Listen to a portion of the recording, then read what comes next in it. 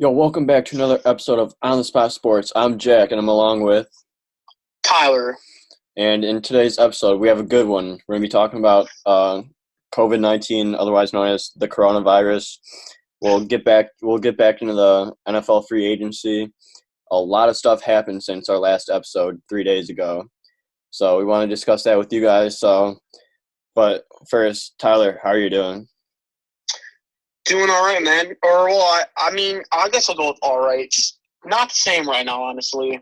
I'm sure you're feeling the same way. Yeah, I feel that a lot of stuff has happened over the past week that we've never experienced before. So that sucks.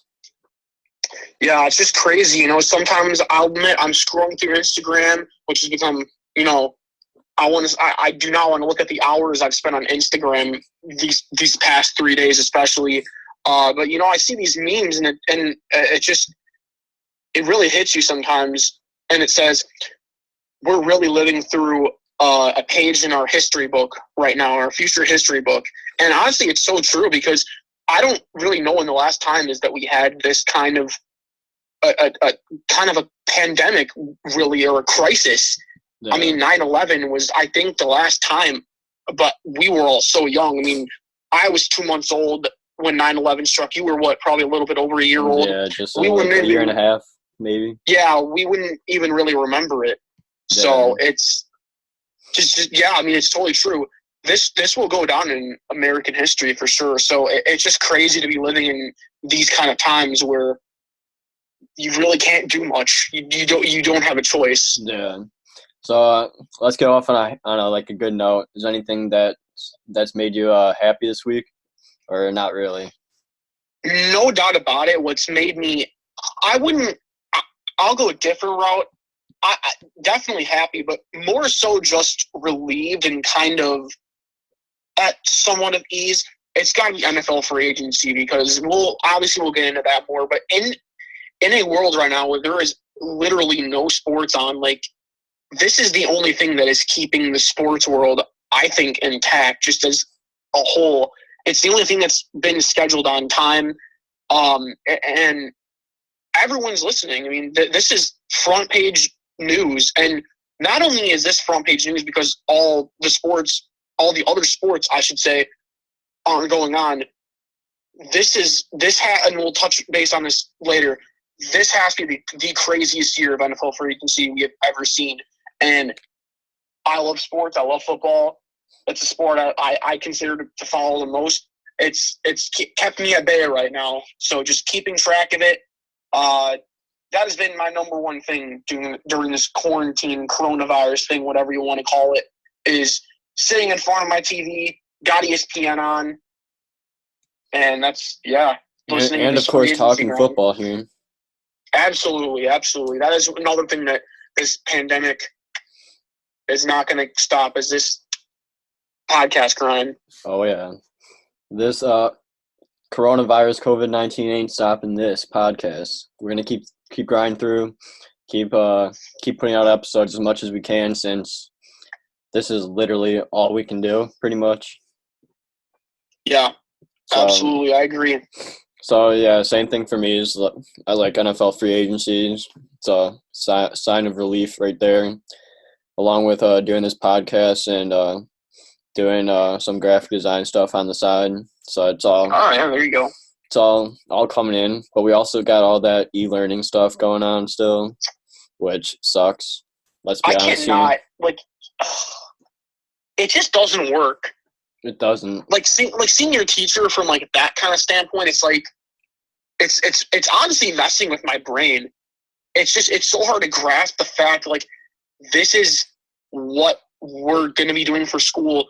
Not only for some of us maybe the next month or so, but some of us the rest of the year. I'm pretty sure. Are you the rest of the year? You have to do the e-learning? As of right now, it's till April 15th, but that could extend to end of semester.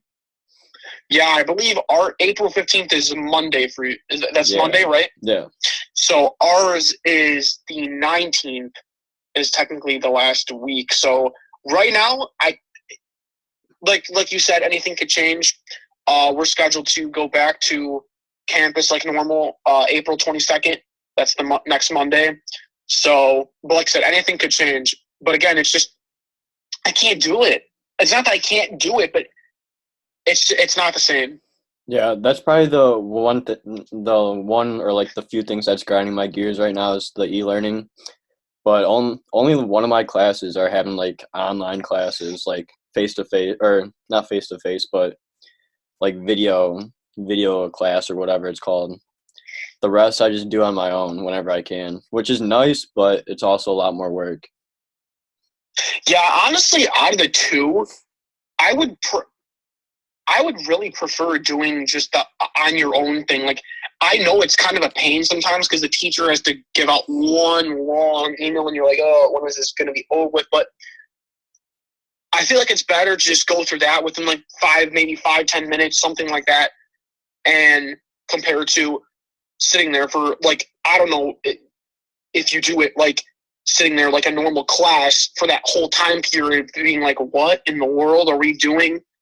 I'd rather just do it on my own. Yeah, but it could also push you back to like where you're doing it at like 10 o'clock at night. That is true too. That is true too. And honestly, I don't think anyone wants to be doing schoolwork at 10 o'clock at night. Yeah, that is usually the time where you want to be done wrapping up. If you're just starting something at 10, it's like, oh man, Yeah, I'm in deep trouble. exactly. So, yeah, e-learning sucks, but I guess we're gonna have to do what we got to graduate, to end up graduating in a few years. E-learning is not the move. That is Yeah, 100% for sure. I'm sure everyone else is in the same spot, same boat as us, but honestly, it's not the move. I'd much rather be at school. Honestly, yeah.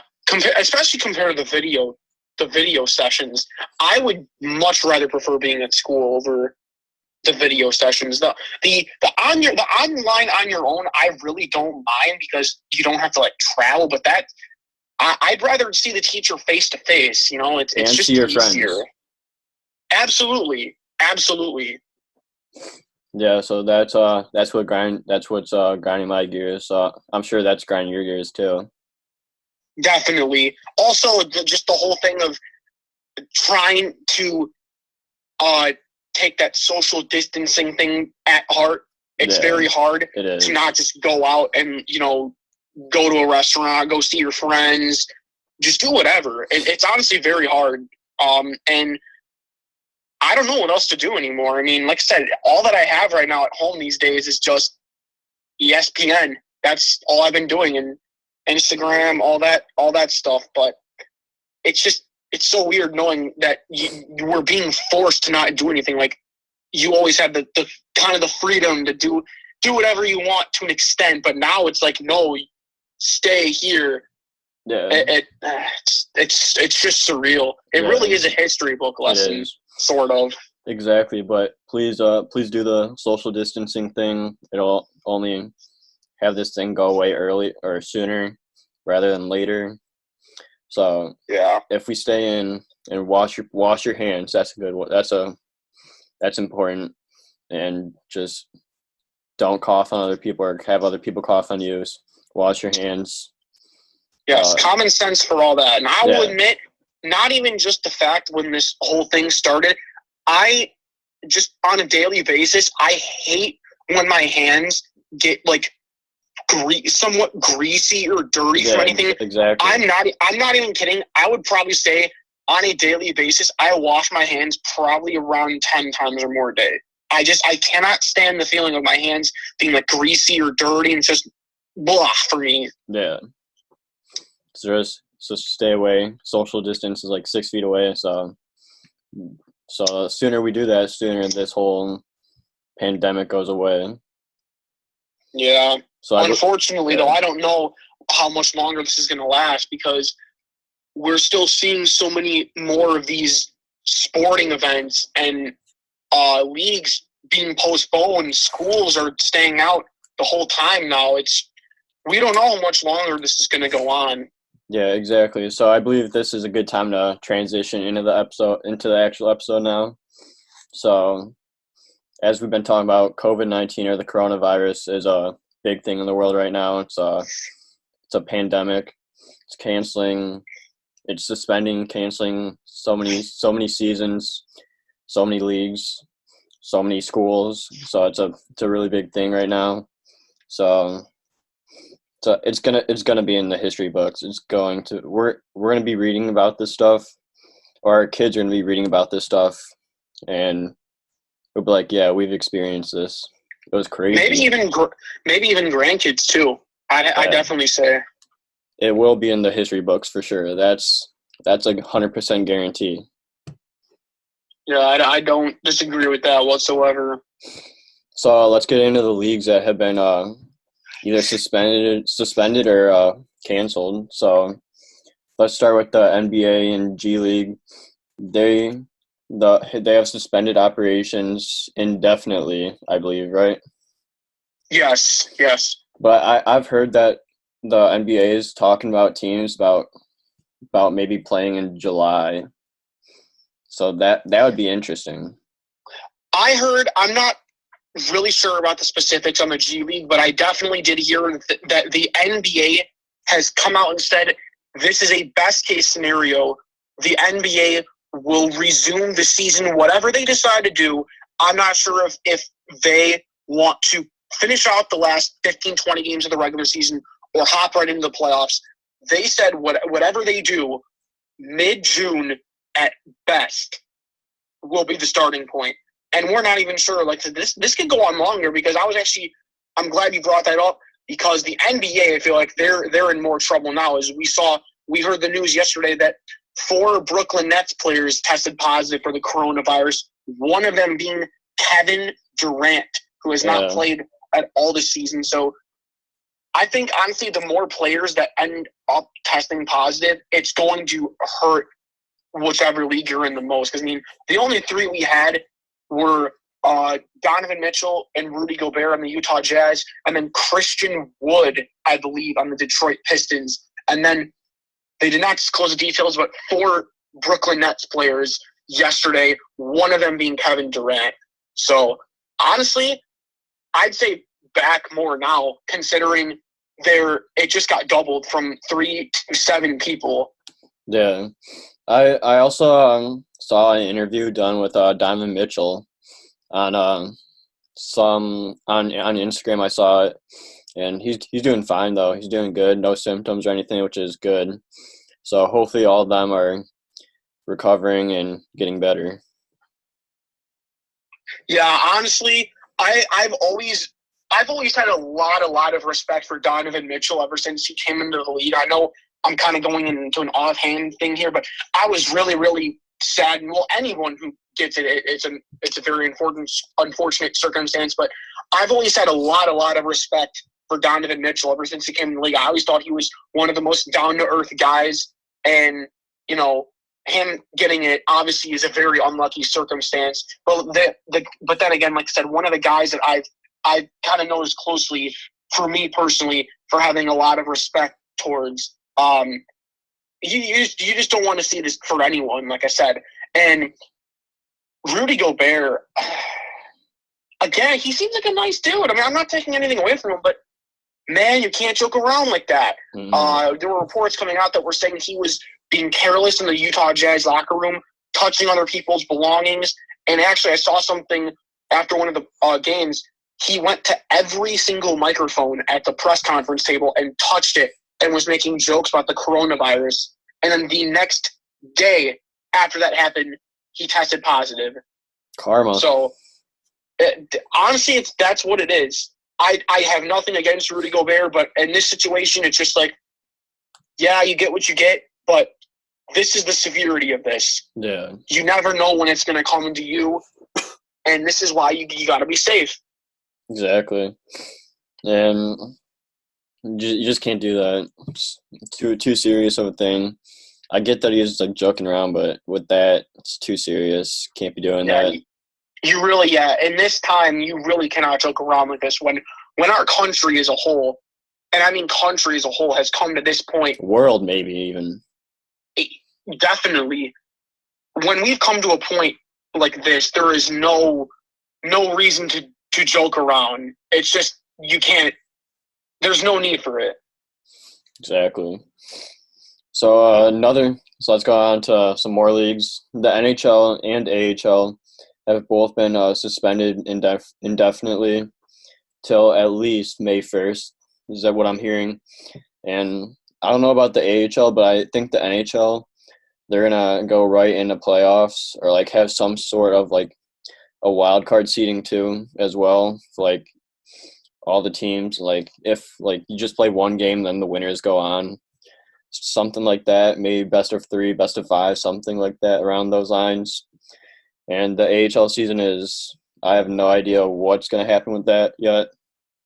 But I'm guessing they'd take the same path as the NHL, but who knows at this point. Yeah, I think the NHL, the best case scenario for them, if they do resume the season, I really do think the best case for them is to go right in the playoffs because the NBA and the NHL, they normally start right around each other. The NHL a little bit before the NBA. So the NBA, I believe, every team had between 15 and 20 games after the regular season. So if they decided to play out the rest of the regular season, I would have no problem with that. If they went right into the playoffs, I would have no problem with that. But I think for the NHL, I think it would just be silly for them to play. Yeah, they only have like 5 more games left anyway in their season.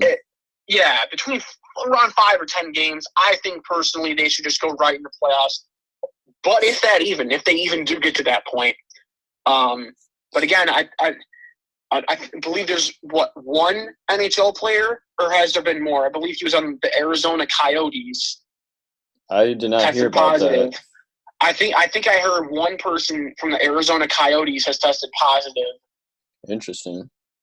I did not hear a name, but that is what I heard. And one thing I will say too, a lot of these players who are testing positive, it is all on the West Coast. That is where it is the most severe. And I'll even bring in the XFL. The Seattle Dragons had 4 players test positive. The Utah Jazz, that's West as well. And even the teams in the NBA who do have people who have it, the Detroit Pistons and the Brooklyn Nets. The Brooklyn Nets were in San Francisco to play the Golden State Warriors the day before it got canceled. Yeah. So they were West. I'm not sure about Detroit, but it is really bad West right now. And again, Arizona, it's a Western state, but it is going around everywhere. And that's just the bottom line. Like I said, no matter what league you're in, it is going around worldwide, countrywide, and no one is safe, honestly. Yeah, exactly. No one is safe. Exactly.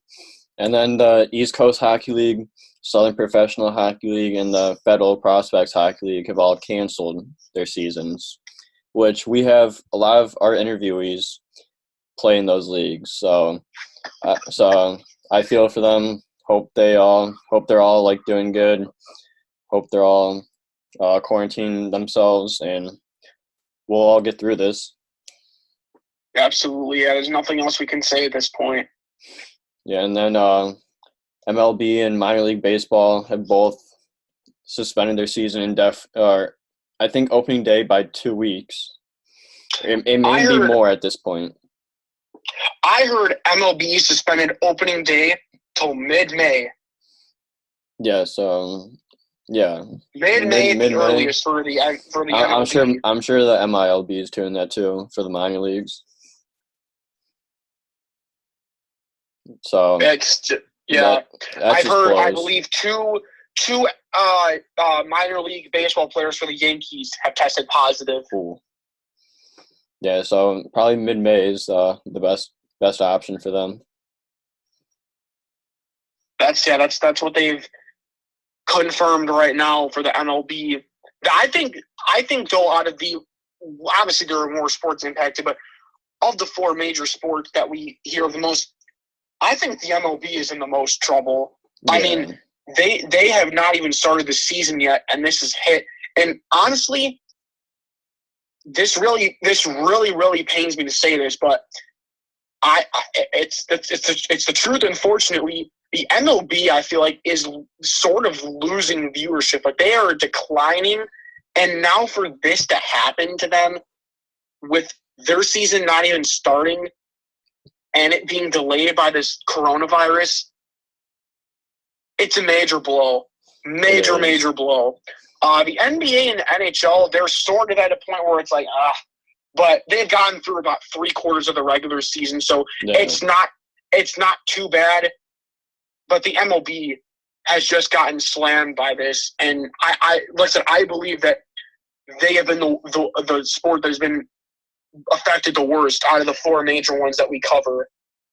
Yeah. Not even starting the season, and it's already being pushed back. So, I mean, whenever they do even start season mid-May, Jack, we can see December baseball if it does happen. That would be interesting. Just think of December baseball. Let's think of the Cubs and the White Sox, Chicago, where we live. December baseball. Playing a lot of snow. I think a lot of people out of those 2 teams are more expecting the White Sox to make a playoff run this year. So just imagine, December baseball. Winter baseball? In Chicago. December baseball in Chicago. It's going to be 20 degrees or less, snow. Oh my God. At that point, it's those games should be canceled. And even other cities, all the other eastern cities. 20 degrees and you're throwing that hard, it's gonna hurt your arm. You're gonna get injured. Yeah, no doubt about it. I really don't know. Yeah. And then on top of that, I think the thing that we also forget to mention is whenever they do resume the season, I don't think they'll delay the start of the next season. So the off season is going to be very short. Free agency, coaching, all that stuff, pre-league, G League, preseason, all that stuff. It's going to be shortened. Boom, boom, boom. You're going to be hit with this right away. No off season. You got to go right back into it. Yeah. But like I said, it all depends on when they do. But that's just what I'd assume. They will not want to take any further delays to the start of the next season. Yeah, I'm pretty sure most leagues have said that they're not delaying the next season. They're just going to go right into it. And that's the other thing too. And I believe that was the next sport that we're going into. MLB. I'm very sorry. I'm obviously Cubs fan. It really hurts me to say this, but MLB, they are in trouble. I was supposed to go to a Sox game April 11th too. So, oh man! So that April 11th, dang. So that's out the door now. And going back to what you were saying there, Jack, about starting on time, the one sport that is, I think, somewhat affected, but not really affected compared to the others, the NFL. Their regular season finished February 2nd, Super Bowl 54. And obviously, this free agency period for the NFL is really all we have sports-wise right now. It has not been delayed. Of course, contact with people has been obviously called off. But as this whole free agency period, allowing these players to negotiate with teams, it has not been disturbed. And as far as the new league year, they are still saying that they are planning on starting on time. But other stuff for this year, including OTAs, training camp, practices, that's still up in the air. Yeah, it makes sense because we don't know how this is going to react, where this is going to be by the time NFL season starts. So it's up in the air for a lot of things in the NFL. And I agree with that standpoint too of not touching it right now. Keep it how it is right now. We don't know. We don't know if it can get worse or it can get better. Well, we'll eventually get better. Yeah. But we don't know how soon that'll be. So I think it is a good move right now to just lay low. All right, we'll do this. And, over time, if it does get worse, or not even worse, if it stays the same and gets better. All this stuff. Then we'll do something. Yeah. All this stuff escalated within 72 hours, not even. It's I think a lot of stuff's up in the air, but anything could change in the next week or so. Yeah, I definitely agree with you. It just hit so freaking fast. It did. And so moving on to the other leagues that have suspended their season, the National Pro Fast Pitch softball has canceled their opening day and series events, and postponed the NPF draft in Rosemont. So we gotta support female athletes. So yeah, that's gonna take a hit, I think. Yeah, I got another one too. I don't know if you guys knew this. I believe I said it once before. As much as I talk about all the other sports like football, I'm an interesting one. I played tennis throughout high school and throughout most of my childhood. Tennis has said that there are no events through May. They even delayed the next Grand Slam, the French Open, through mid-September. Wow. Mid-September. And by that time, Wimbledon, which is the biggest tennis tournament in the history of tennis, one of the biggest tournaments, or Center Court is one of the biggest venues in the sporting world, actually. Wimbledon isn't till late June, early July. The U.S. Open doesn't start till late August, early September. They just put that back behind the other two Grand Slams, so that pushes their whole season back. And this pandemic started right when they had a big tournament in Indian Wells, California, where that is, like I said, we've touched base on that. The West Coast has gotten absolutely slammed by this. But tennis, it's not looking good for the ATP and the WTA. I don't know what their seasons will hold, but obviously as a tennis player, as a tennis fan growing up, it hurts. I don't know. I think they're not in a good spot either. Yeah. Going into like how you played like tennis in like high school, the NCAA has canceled all spring sports and men and women's March Madness for basketball. And that hurts. March Madness might be the most devastating thing of all because, guys, today we would have had the first four games. This Sunday, we were supposed to know what the bracket looked like. Tomorrow was supposed to start the madness. But now, it is not March Madness, folks. It is March Sadness. It is. It's very sad. Very sad. I remember watching all these games and like when I was in high school, just like throughout the day.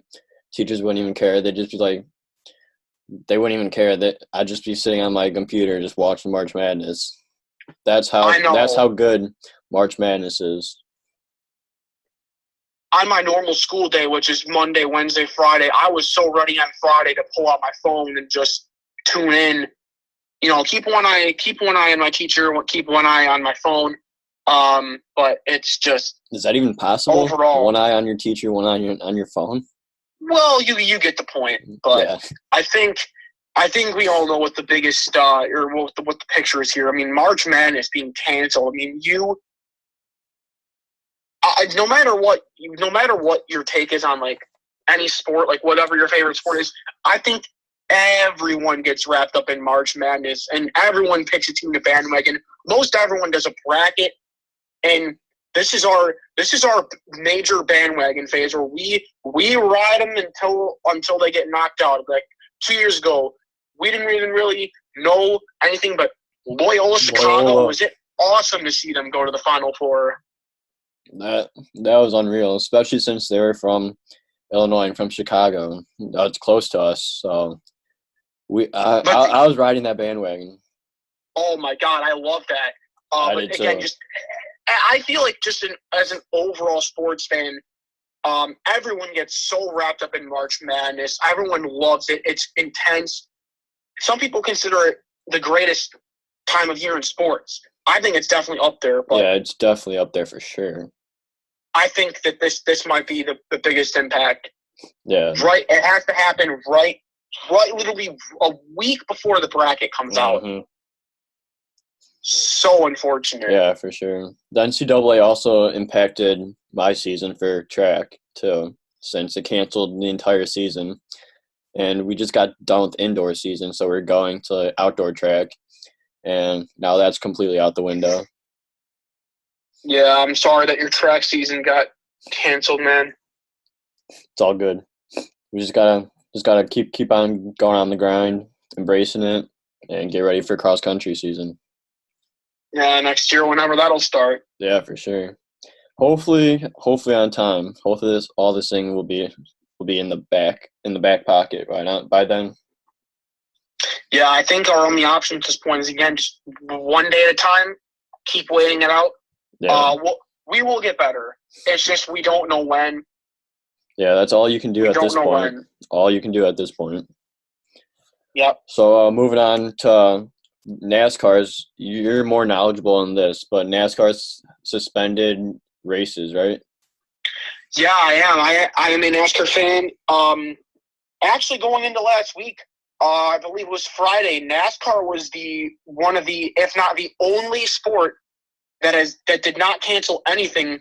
They announced last weekend going into the Atlanta Motor Speedway race, because that's where they were going. Atlanta Motor Speedway, and then the next weekend at Homestead Miami Speedway down in Florida, that they would hold the next two races without fans, but they would continue to proceed with their normal events until Friday came. They canceled Atlanta, then they canceled Homestead Miami, and then they announced, I believe it was Monday or yesterday, that they're canceled or postponed through May 11th, and that brings them to Martinsville in Virginia. So that, I know from looking at the schedule, the next about 6-7 races have been canceled or postponed. Wow. Yep. And it could be more, too, because that mid-May mark, I mean, we heard the NBA talk about mid-June being the best-case scenario for them to return. It is different, again, for each sport, but you never know the severity of it, if it could get better, if it could get worse. We don't know right now, and it just varies. Yeah. So it's gonna take a blow on you and my brother for sure. Yes. No NASCAR for a while. I know. It's different for sure. I'll miss it, and I will be going to the Chicagoland race, which takes place. We're going for all 4 races. It's June, I believe, 18th through the 21st. And yeah, me and your brother, I'm going because I go with Jack's younger brother every year. We are big NASCAR fans. We are hoping that we are allowed, or even it's back for that matter, by then. Yeah. So, like you said, you gotta take it day by day, because anything could change in a day. So we can only go from there, since this is in the fog right now. It is really all you can do at this point. And then some other sports that have been canceled. I believe the Masters for golf has been canceled as well, or postponed, or something like that. Yep. The Masters and the PGA Championship was also postponed. I believe they said all tournaments through, I believe it was June 6th or 7th. Wow. I could be wrong about that, but the Masters and the PGA Championship were the 2 big events that got canceled. I believe it was called PGA Championship. Yeah, it sounds right. And then soccer has also been suspended indefinitely, because I know a lot of players over, like, in different countries have tested positive for coronavirus. Yeah, there's that. I heard there's a league in Europe. I'm not sure. There's a couple soccer leagues in Europe, but there was a league that I heard suspended all play and just anything in general until June 2021. 2021? Over a year from now. No soccer in that league. That's crazy. It is. Well, again, some countries have a lot worse than others. Like Italy has it probably worse than anyone in the world right now. Like, their country is literally shut down, basically. Mm-hmm. I heard that people can get arrested for just walking out of their house. It is that unsafe. Wow. That's crazy. Yeah. So I believe, Yeah, it's whatever you do, guys, just stay safe. Stay safe, wash your hands, stay inside. Social distancing. Yeah. I know it's tough, but it is. We will all get through this as a nation together. We will. It's Corona time. Yeah, I wish I could have one of those right now.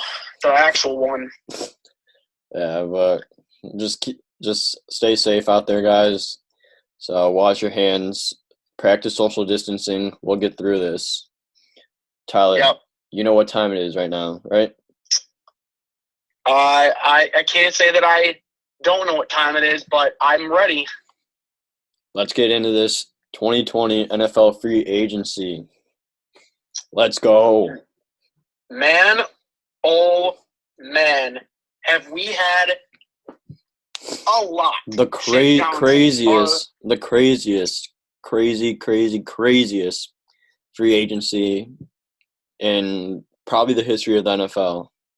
And I believe that too. I believe the last 2 or 3 years have been the craziest. This year absolutely This year is all years. over the top, right there. No, absolutely. I mean, we thought it'd be wild. Like me, you, and Andrew thought it would be wild, but I don't think anyone expected it to be this wild. Yeah, so how we get right into this? Yeah, man. So I don't think teams could like officially like say that they're signing these guys, but it's reported that they're signing. So yes, the negotiating period for players to start working on deals with teams began on Monday. I'm not sure what time that was, but I do know this because I was watching NFL Live on ESPN today, and the new league year started today at 4 o'clock Eastern time. So 3 o'clock our time is when the new league year officially began. Teams, they can make it official, put the pen to the paper. That is when teams can officially start signing the deals. And also on social media and whatnot, the teams could not, per the NFL rules, could not make announcements regarding the deals because it's part of the disclosure and all that issue. yeah. But so who do you want to talk about first? There's a lot. I mean, I think we already know the biggest name.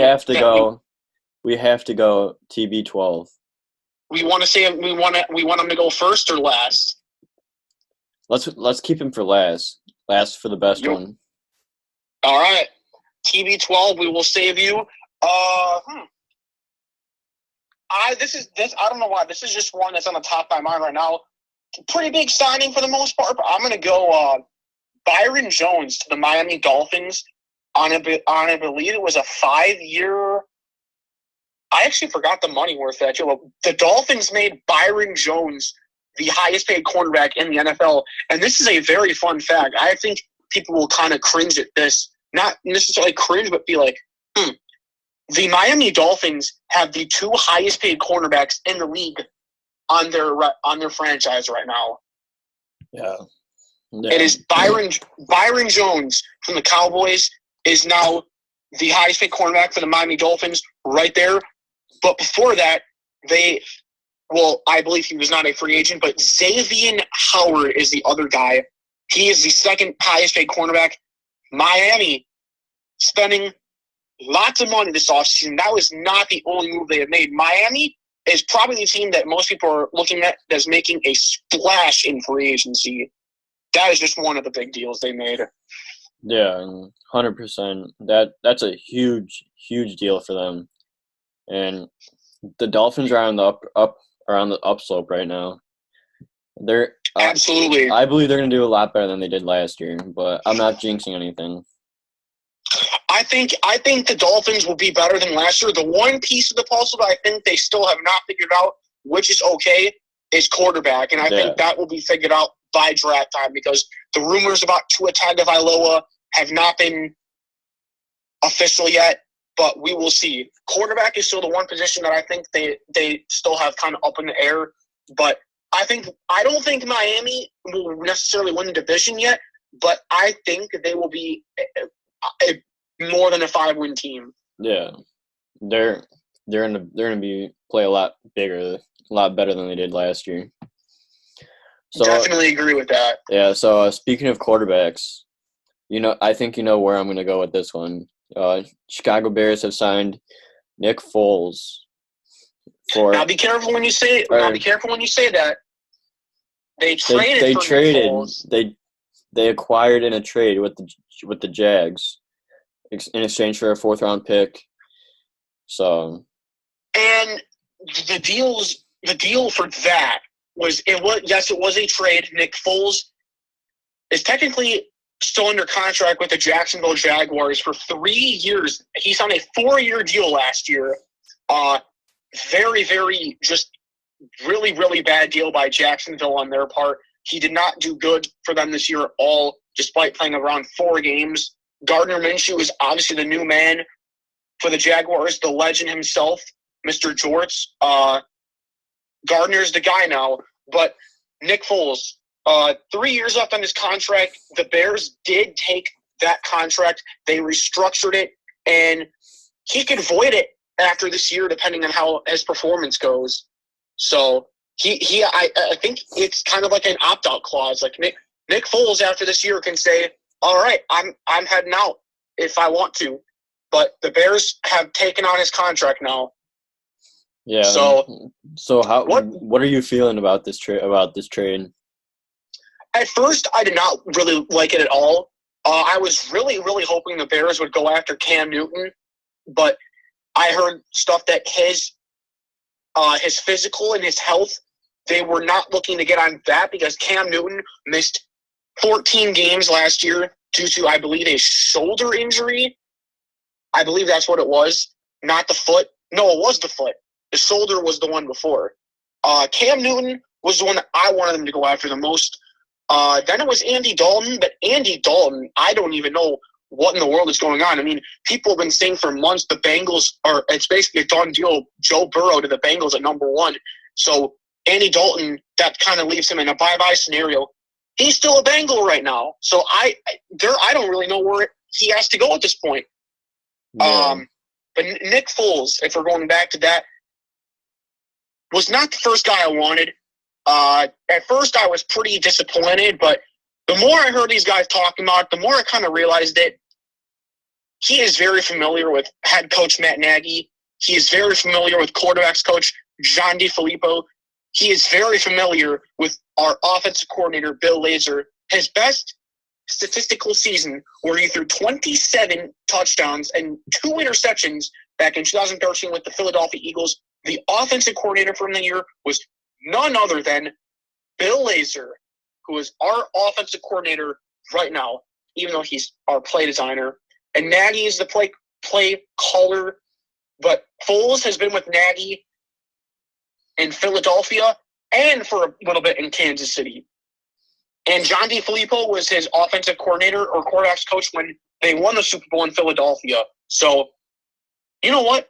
I'm not ready to say right now that this is going to be something, oh my God, this is the move that put the Bears over the top. I'm not ready to say, though, that it's going to be, oh, this move sucks. Why can't we have gotten someone else? I'm just going to play it back. You know what? Looking at all the history, all right, but let's see how this pans out. It could go good. It could go bad. We'll see what we got. But the real pressure now is what is going to happen with Mitchell Trubisky. Will he be the starter? Will he just be that kind of odd man out, see you later guy? This is it now. We might be nearing the end of the Mitchell Trubisky era in Chicago because Nick Foles is very familiar with everyone on this offensive staff. And whether you like it or not, he's going to be the quarterback for the Bears within this season and maybe even a couple seasons after that. Yeah, for sure. I totally agree with you there.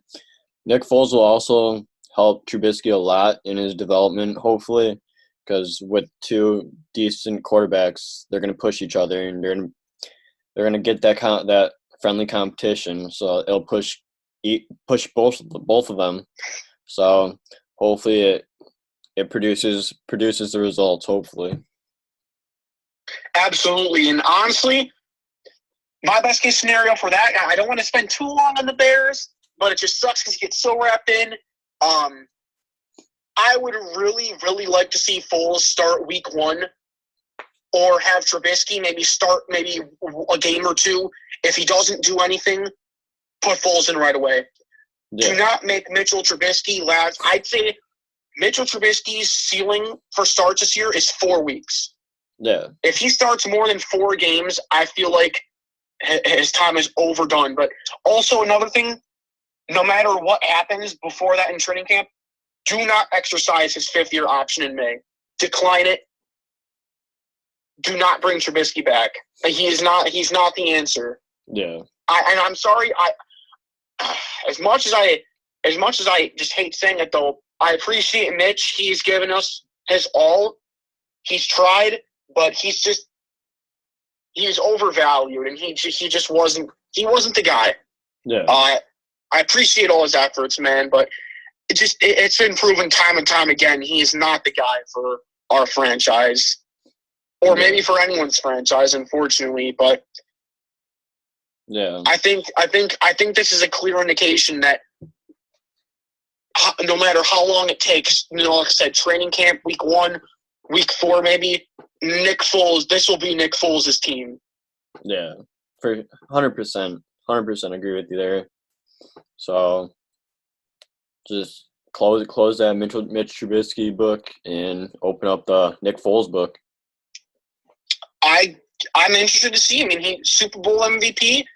His last win as a starting quarterback came in the very infamous double joint game in the wild card round of the playoffs, where I literally remember myself dropping to my knees, putting my hands on my head in a state of shock for about 3 to 5 minutes without flinching because I was so in shock. But that was where Nick Foles last won a professional football game in the NFL. So I think his next chapter will start in Chicago. We'll see how it goes, man. But I'm ready. I'd like to see where this goes. Yeah, 100% agree with you there. How about you take us to the next free agent? All right, I got to think about that first. We'll go on a quarterback route. You know what? Just kind of thought of this now. I believe it was Tuesday morning. I was getting pretty excited. The Bears were negotiating with Teddy Bridgewater, and I was ready. I was like, hey, Teddy Two Gloves, coming to the Windy City.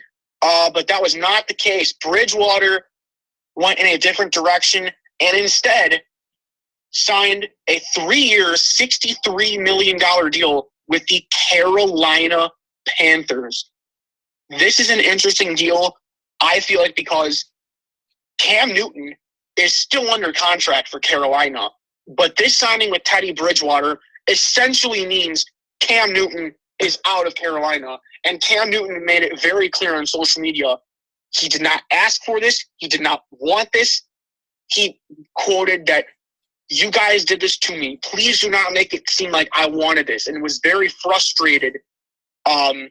He wants to be in Charlotte, but this is the direction that they're going. And honestly, from a standpoint, I feel bad for Cam, but I could also see where Carolina is going with this, because Carolina is one of those teams that is trying to rebuild right now under new head coach Matt Rule, who did a tremendous job building Temple University and Baylor up.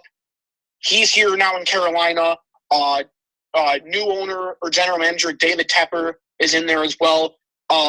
Another reason, though, why I feel like Bridgewater, they jumped the gate very quickly to sign Bridgewater, was their new offensive coordinator is Joe Brady. He was the offensive coordinator at LSU last season when they won the national championship. But the year before that, he was, I believe, the passing game coordinator for the New Orleans Saints.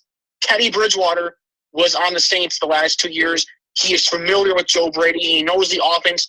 So I think Carolina was starting to get a sense of familiarity and sense of urgency. Like, man, this guy knows our system.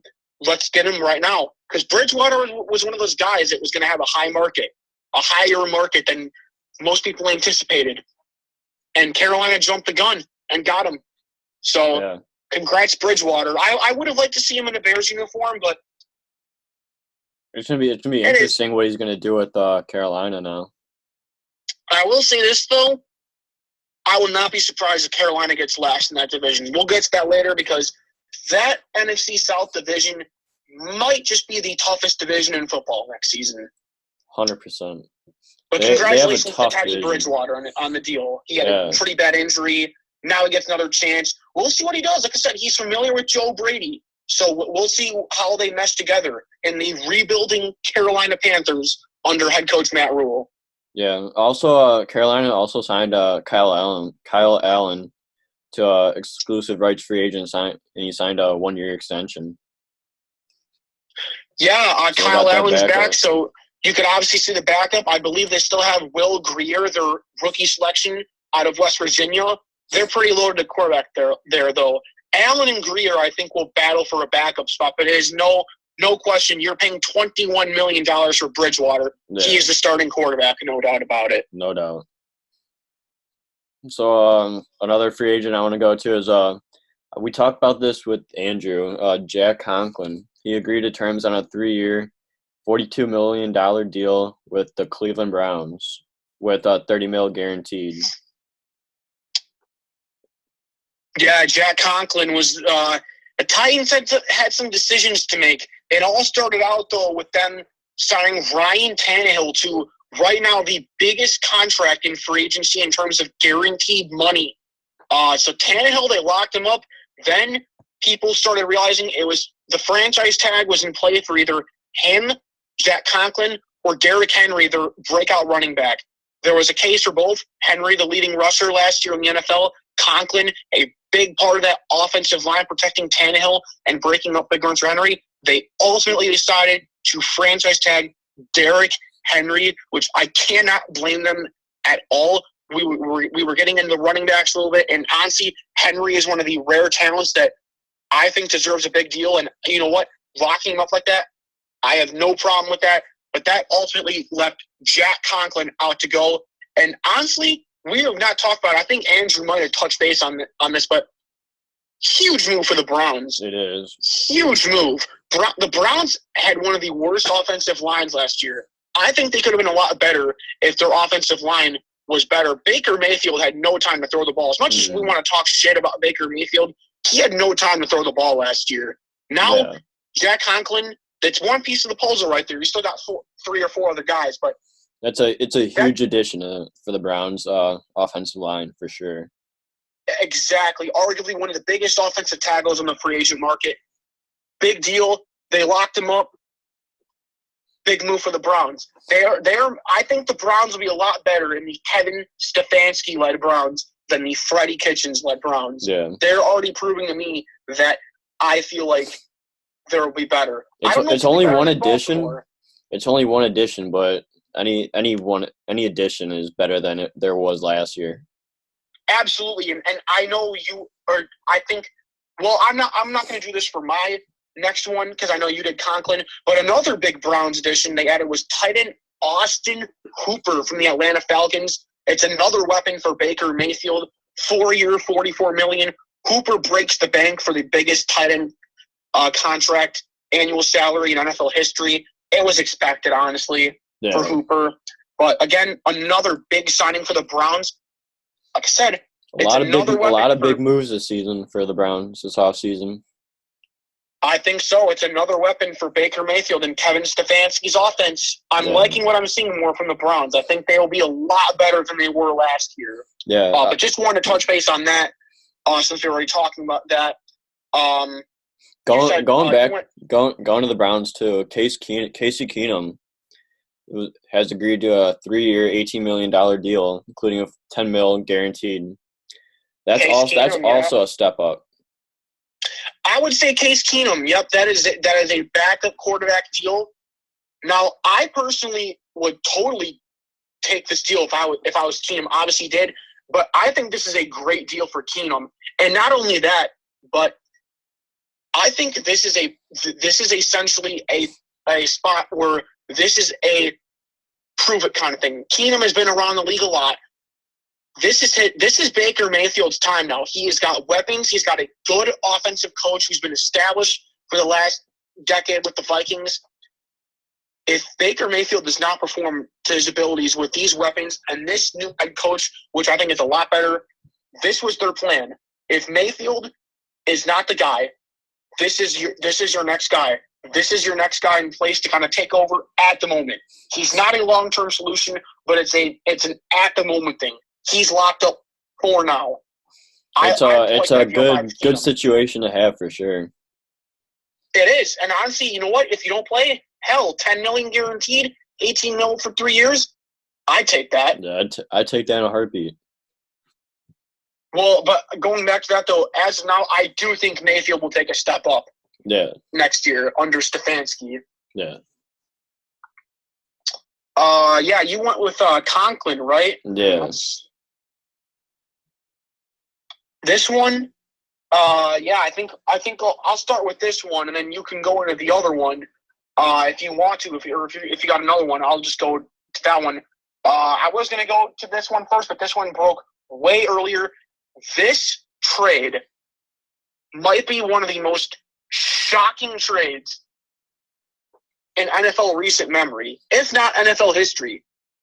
The Houston Texans traded wide receiver DeAndre Hopkins to the Arizona Cardinals for a draft pick. One or two draft picks. And what did the Texans get back? David Johnson, running back, and another draft pick. First of all, what in the hell are you doing if you're Bill O'Brien right now? What in the world was the sense behind this deal? That's a wow. I am pretty sure on most everyone's list, this is my personal list, DeAndre Hopkins, Michael Thomas, and Julio Jones are, in my opinion, the three best receivers in football. No doubt. If Hopkins isn't in your top three, I think he's surely a top 5 receiver. What are you doing if you're Bill O'Brien trading him? Hopkins is still young. He's 28 years old. He is no stretch by means a veteran. He's been around me for a while, but he's 28. He still has gas left in the tank. Look at freaking the guy who he's going with, Larry Fitzgerald, for God's sakes. Larry Fitzgerald's like entering his 17th season. The dude's an animal. Now he's going there, but if you're the Texans, you would want to overthrow Bill O'Brien as your GM and head coach right now. I don't know why you'd trade him for a 4th-round pick in exchange for just like the draft picks for David Johnson, as well as a 2020 second-round pick. This was the part, though, that just puzzles me so much. Not only are you getting rid of not just a core threat to your team, but one of the biggest threats in the league, who is starting to mesh very, very well, and if not has meshed very, very well, with your young franchise quarterback in Deshaun Watson, who I think everyone can say he has taken a step up every single year he has been in the league. Watson and Hopkins is one of the pretty deadly duos in the league. And now you away. lose one of them from a trade. That I don't know what the thinking was there. There were reports coming out that Hopkins and O'Brien have had a shady relationship for a while. Maybe that was the sense to it. I heard something about O'Brien didn't like how Hopkins was having all of his baby mamas around, or something about how he called him into a meeting, and the only other meeting I've had to this concern was with Aaron Hernandez. Very, very strange if that's all true. But bottom line is, you traded DeAndre Hopkins. DeAndre Hopkins is a top 3, if not top 5 wide receiver in the league for literally nothing. I'm very sorry about and David Johnson. You detonate your dynamic duo in Watson and Hopkins. Absolutely. And I am not trying to diss David Johnson by any means, but David Johnson has been hurt the last 3-4 years. He was an explosive playmaker with Bruce Arians and Carson Palmer in Arizona. But after, I believe it was Arians retired or something like that, he has had just injury problems and has not been the same. We've seen the Cardinals turn to guys like Adrian Peterson, Chris Johnson even for a little while, Chase Edmonds, and Kenyon Drake, which I think was a great trade by the Cardinals. Kenyon Drake has really broke out to be one of the most underrated dual threat receivers in the league, or running backs, in the league. You got him now. Johnson was clearly out the door, but they took on his whole contract too. Yeah. And like I said, I think David Johnson is talented. I'm not denying that, but he has had constant injury issues the last 3 or 4 years, which is limited to under half the games. Head-scratching move by the Texans. I thought the Texans would cash in on Melvin Gordon or possibly another big free agent running back, but they got one and traded, literally gave away one of the best receivers in the league. Very, very. Like I said, if I were the Texans right now, if I were the fans, I would legit try to overthrow Bill O'Brien because that is what a terrible move. Yeah. I do not know what else to say to that except wow. And also one more thing. I know you want to go into your next one. Another big weapon for Kyler Murray. That air raid offense is going to be scary next year under Cliff Kingsbury. Murray, Fitzgerald, Hopkins, Kenyon Drake. Jeez. I can't wait to see the Cardinals throw the ball next year. It is going to be fun. It definitely will be, for sure. So, for my next free agent, I want to go to quarterback Phillip Rivers agreed to a 1-year deal worth $25 million guaranteed to the Indianapolis Colts. I think that's a good move for Phillip Rivers, for sure. I know we talked about Rivers for a little bit on the episode with Andrew, but I think this is the best option for Phillip Rivers. Yeah, if you don't have any more to add to that, I think, like I said, for some reason, I really thought Rivers and Bruce Arians would be a dream pairing, but obviously we know Bruce Arians cashing on his guy. We'll talk about that later. But, yeah, I think we all pretty much saw this coming with Rivers after it was announced the Chargers were letting him go. Good move. We'll see. Rivers declined a lot last year. Didn't throw as many picks as Jameis Winston, but still he threw a lot. But now he's got a great offensive line. I think the Colts might have the best offensive line in football. He's got a great offensive line to protect him.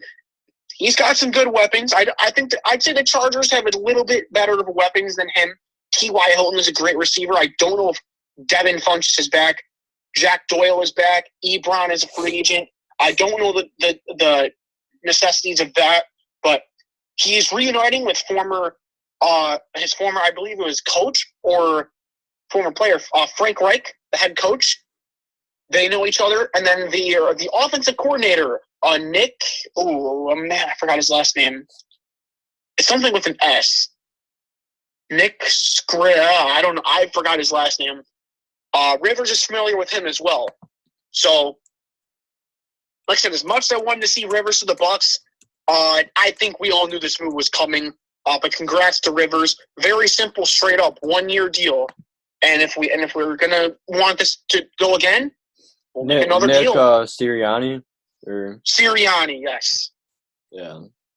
It's a good deal for Rivers. I think you know what, with the Texans downfalling like that, and everyone I feel like is a little unsure about Tannehill's deal with the Titans. Is he really the guy? We'll see with this Colts team. Yeah, we'll see, but I think it's a good move I think the Colts will definitely take it'll be a positive trade for them, positive impact. I think so. But another thing though, the Colts, what is Jacoby Brissett's future with that team? There were concerns that he wasn't the guy. This is what they obviously decided on. They needed to make a little bit of a change. What will Brissett's future be as a quarterback? Not only for the Indianapolis Colts, but as a possible starting quarterback again in the NFL. We really don't know. No. So it is a shame to see. It is. So if you got anything else, no, you want me to go? No. I'm good. You can go now. Well, the one wide receiver news that I just touched on was pretty shocking. This one, I'd say, it was shocking, but not as groundbreaking as Hopkins, because this wide receiver has poked around with wanting to leave before, and ultimately he wasn't kidding this time, or not even kidding. He got his wish.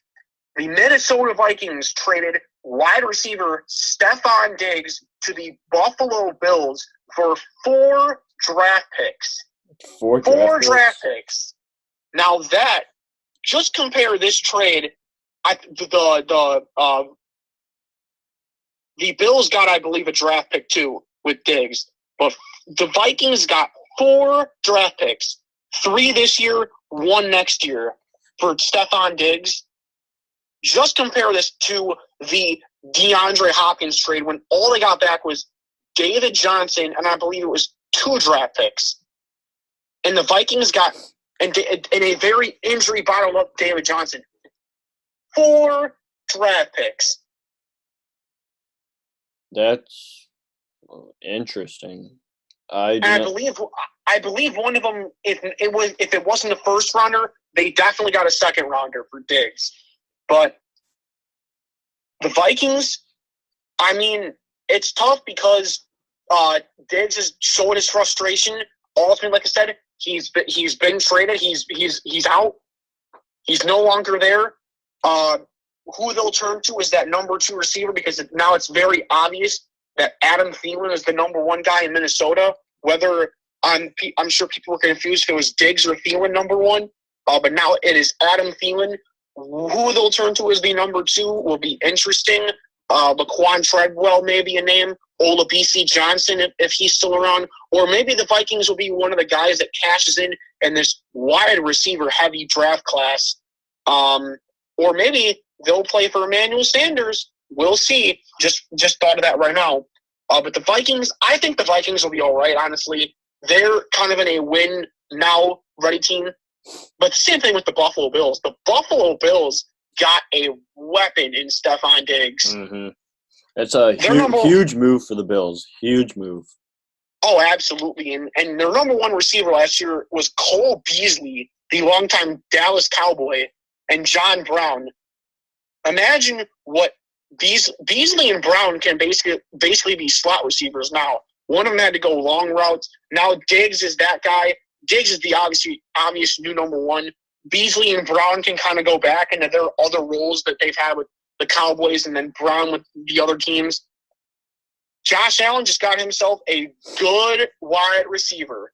Buffalo, I will not be shocked at all if they win that AFC East next year with the groundbreaking move that happened yesterday.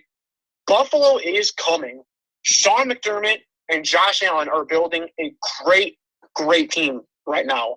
Buffalo is coming. They weren't that far behind last year either.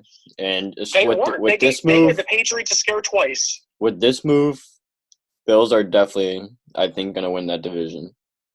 Bills Mafia, get ready to jump through some more tables next year. Some division-winning tables next year. 100%. That's a huge acquirement from the Vikings. For the Bills are going to be put over the top now for sure. Absolutely. Do you think it's that time yet? Hey man, if you want to make it that time, or do you got more? You got more moves? No, I think that's all the ones I wanted to cover. All right, I'll try and think if there's one more that I want to cover. All right. So. I don't really know if there's any other. There's some big ones obviously, but the Bears got Robert Quinn from the Dallas Cowboys. That is true. Good edge rusher, a veteran, another good guy on the defensive line. Some people were kind of questioning this because he's been an injured veteran, but I think Quinn will fit really, really well with the other guys on the D-line like Eddie Goldman, Akeem Hicks, and Khalil Mack. I think Quinn will be fantastic on that D-line. I think it's just another veteran, another big veteran boost to that defense. Yeah. Didn't the Bears also signed Jimmy Graham too, right? Jimmy Graham was the other Bears signing that I wanted to get to. I'm not a huge fan of this. I think Jimmy Graham has been on the decline for a long time now. Maybe he just needs a new start. Well, that's the thing. We all know the Bears had a messed up tight end situation last year with Trey Burton being hurt so much. And now with him still being under contract, they wanted to find someone else. If we didn't get Hooper, I thought Hooper would be a long shot. Eric Ebron was the guy I wanted, but Ebron is still on the market. They went for Jimmy Graham, a declining Jimmy Graham. Honestly, a disappointing move. Maybe he'll surprise us and he'll do a lot better than he has in the past for the Bears. But something I did see made me think a little bit. We might not need Jimmy Graham a whole lot after all, because if Trey Burton gets healthy, who's going to be the quarterback of that team? Nick Foles, possibly. And who threw Nick Foles that Philly special ball in the Super Bowl? Oh, wait. Ooh. It was Trey Burton. They are reunited again in Chicago. So hopefully, we can only hope Trey Burton stays healthy and Foles comes in and maybe rejuvenates him a little bit. But as far as the Jimmy Graham signing goes, I'm personally not a huge fan of it. I think Jimmy Graham has been on the decline for a good amount now. And his production with even Aaron Rodgers as quarterback was blah. I guess we'll just have to see how he does this season, and then maybe he's going to change with the Bears. Maybe not. Who knows at this point? Yeah. And then, one other thing. The Bears also released, with the signing of Robert Quinn, they released Leonard Floyd. Thank you, Floyd. His production went down over the last couple of years, but it's a move we kind of all expected, and he agreed to a 1-year, $10 million deal with the Los Angeles Rams today, because the Rams lost a lot on defense as well. So, yeah. But thank everyone you knew to that him, was going though. to happen. Thank yeah, you. Floyd's a good Floyd. player. I believe we will play the Rams next season. We were both third place in our division, so we will see him on the other side of the field next year. Ooh. But that's all the Bears signings. I just wanted to touch back to them a little bit. But man, oh man, is it time? I think it's time. Is it time? It's time. So the end of an era. Let us all just digest this. Probably the most historic move in NFL history right now. End of an era for the New England Patriots. Well, actually, let's just focus on that. Tom Brady will not be on the Patriots next season. That's crazy. Don't even think of him. No, not even retiring. Not playing in a Patriots uniform. What? That's crazy. Like we thought of the other great quarterbacks. Obviously, did in other uniforms. Joe Montana with the Chiefs, Brett Favre with the Packers and the Jets. Or no, I'm sorry, the Vikings and the Jets. Johnny Unitas with the Chargers back in the day. Joe Namath with the Rams. Pretty much all the great quarterbacks have found different uniforms at the end of their career. It happens to a lot of people, but I just never envisioned Tom Brady playing in a different uniform. I don't think anyone did. I don't think anyone ever imagined Tom Brady playing in another uniform other than the New England Patriots. But this is by far the greatest sports run we've ever seen. I think love him or hate him, he's done a lot of good things with the Patriots. He's the GOAT. I think this New England Patriots dynasty with Tom Brady and Bill Belichick, the Michael Jordan dynasty with the Chicago Bulls in the 1990s, and Wayne Gretzky's dominance of hockey with the Edmonton Oilers I don't even know what you can say about those three. Easily the greatest in each of their sports, respectively. I don't know if you can put one ahead of the other in just terms of greatness overall, but in terms of football is a total team sport. Hockey and basketball, there are a lot less players on the team. This will never be done again. Mm-mm. Tom Brady, man. 20 years with the Patriots. Tom Brady agreed to join the Buccaneers on a $30 million per year deal. And yep, there it is. Let it sink in, folks. Wow. I mean, just put it this way. Like I said, him playing another uniform is shocking, but out of all the franchises that we were picturing him in, the Tampa Bay Buccaneers, like, just saying that just sounds weird. Tom Brady to the Buccaneers. Like, can't even describe it. It's shocking. You can't even put it into words. It's just so shocking. Like, Tom Brady is a Buccaneer. Tom Brady to the Buccaneers. Wow. I mean, hell, awesome for him. And you know what? This is not just from the fact, like, let's just imagine that we are Tom Brady right now. This is a whole new experience because, I mean, we could touch base on this being different in so many different aspects. Obviously, a new city for the first time in his career, a new coach, a new team around him with buttloads of weapons. Bruce Arians, what a guy to be paired with. This is going to be a match that is must-see TV with these kind of weapons. Mike Evans and Chris Godwin, most notably. But just from a culture standpoint, like, we have always talked about the Patriot way as being, like, the Patriots have set the standard for just utmost dominance and just class across the whole league.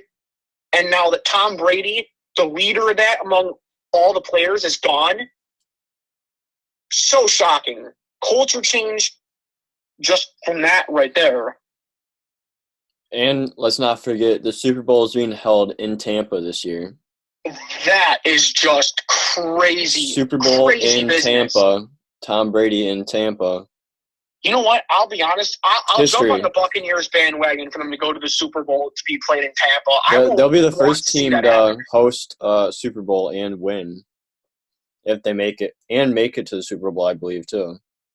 It's basically going to be a home game. Yeah. History in the books right there.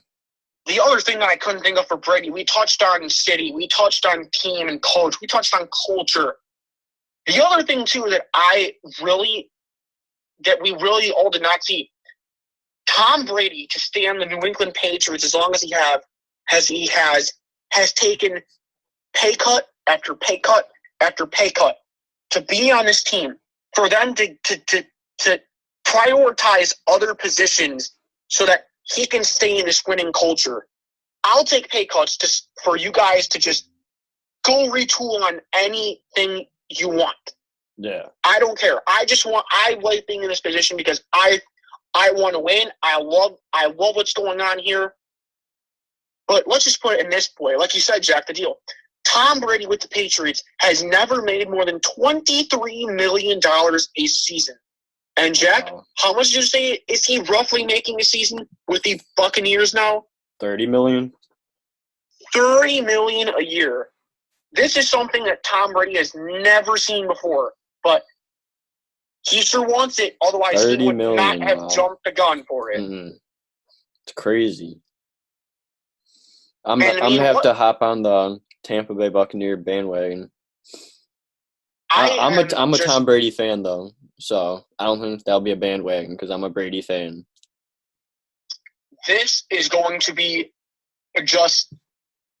it's must-see TV, not just because Brady is in a new uniform. It's must-see TV because Brady has a great offense around him and a great coach and a very underrated defense as well.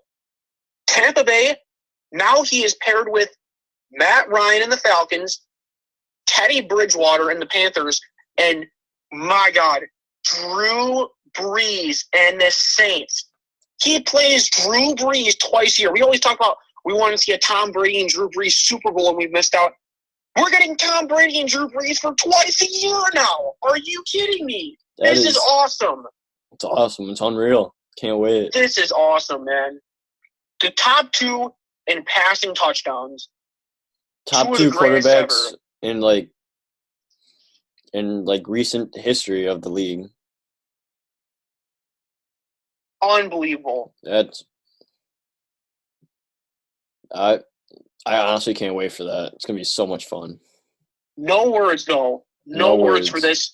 I both said all the teams that we've somewhat envisioned him going to, like we've heard all the West Coast teams primarily thrown out there. The Las Vegas Raiders being a possibility.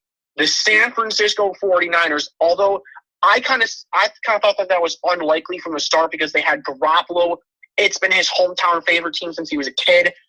They were sort of there. The Los Angeles Chargers were another one that were there almost until the very end. And then the one exception, other than where he went, is the Tennessee Titans, and that's because Mike Vrabel, his former teammate, is the head coach. Vrabel and him are really good buds still.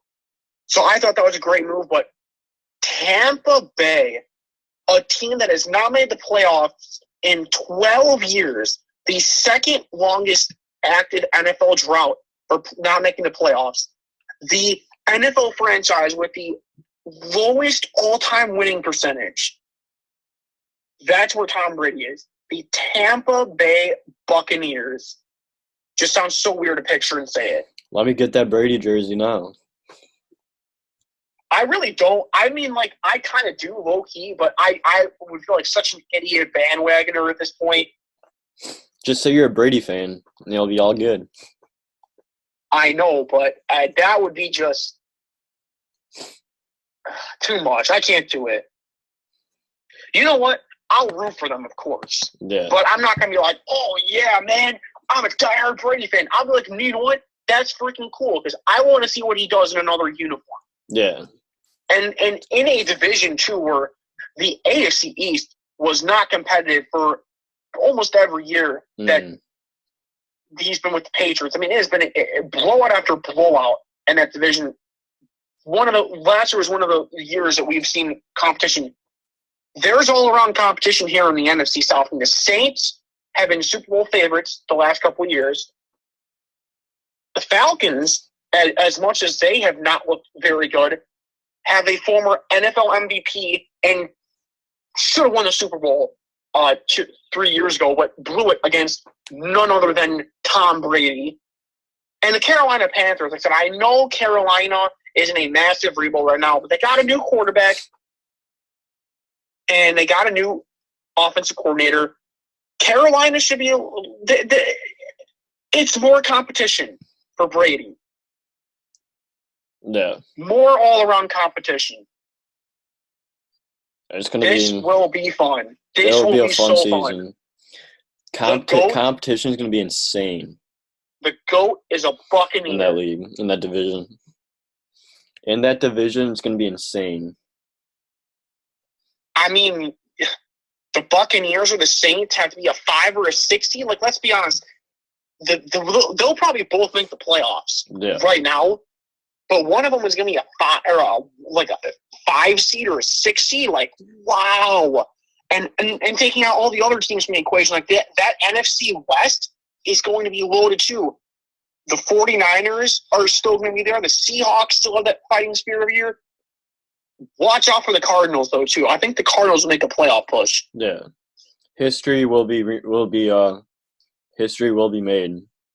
It'll be written in the books. Oh, I want football back, man. It's free agency. Free agency is the only thing we have left. And with how crazy it's been, I want it back right now. Please unveil the new Madden game so I can ball out and all these other teams and whatever. For real. I want football back. Oh, man. In a world with no sports, it just makes it even worse. It does. But hopefully sometime soon, everything will be back and running. And then football season will be here really fast. As soon as we know it, it'll be a training camp time, and then finally get into the regular season. I know. See TB12 play. We still have some interesting names on the market that have not signed yet. But we'll see. This free agency is going to die down a little bit, but we will see what happens with the rest of it. But obviously, the biggest news of all free agency: Tom Brady is going to the Tampa Bay Buccaneers. Let it sink in that he is leaving New England first. Let it sink in after that he is going to the Tampa Bay Buccaneers. Wow. History will be made. No doubt about that, Jack. I think that's a great way how to end this off. I think so. So absolutely crazy times. Crazy. History will be made. So I believe this will do it for this episode. So please follow us on our Instagram at On the Spot Sports with underscore separating each word. So on underscore the underscore spot underscore sports, On the Spot Sports underscores between each word. And go check out our Spotify, our YouTube, On the Spot Sports, Spotify and YouTube. And we really appreciate all your guys' support. So keep commenting, liking, subscribing, listening. We appreciate it. And in a time like this, we're going to keep busting out some episodes. I know we got some interviews coming up on the way. So keep you guys entertained with that. So thank you guys so much for watching, and we'll see you guys in the next episode. Peace. Yeah. One more thing, guys, as well. I also did get a request. My younger sister really loves sports too. She has been wanting to get on an episode for a while now, so I think we got to make that happen soon. Chad. Yeah, we got to make that happen. Let's do it. Absolutely. Well, we will get her on. She knows a lot about sports, more than you guys would think. Yeah. So I think she'd be a great person to have on our episodes. 100% agree with you there. So all right, guys. So thank you so much for all the support, especially through these tough times. We will try to keep banging out episodes as soon as we can.